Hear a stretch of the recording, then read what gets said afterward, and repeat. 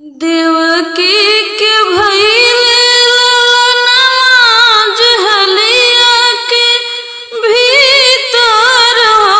ललना सोई गए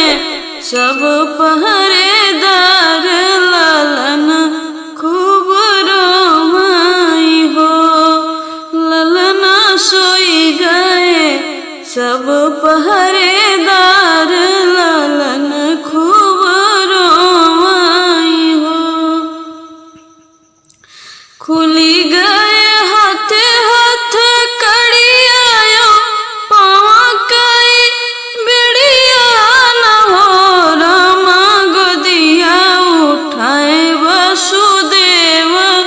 गोकुल का सिधाराई हो रामा गोदिया उठाए वसुदेव गोकुल का सिधाराई हो पहुँचे जब जमुना के तीर तो मैया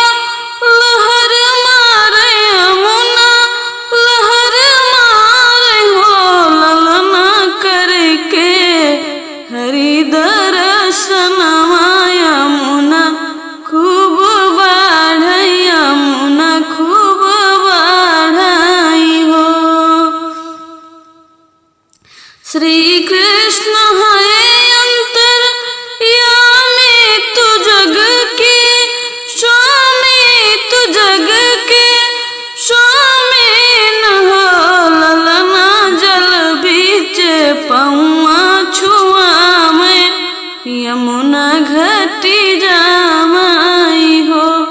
ललना जल बीच पौआ छुआ में जमुना घटी जामाई हो पहुँच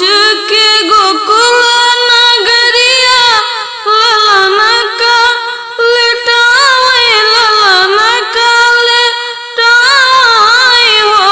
ललना लेके कन्या का गोद तो मथुरा सिधाराई हो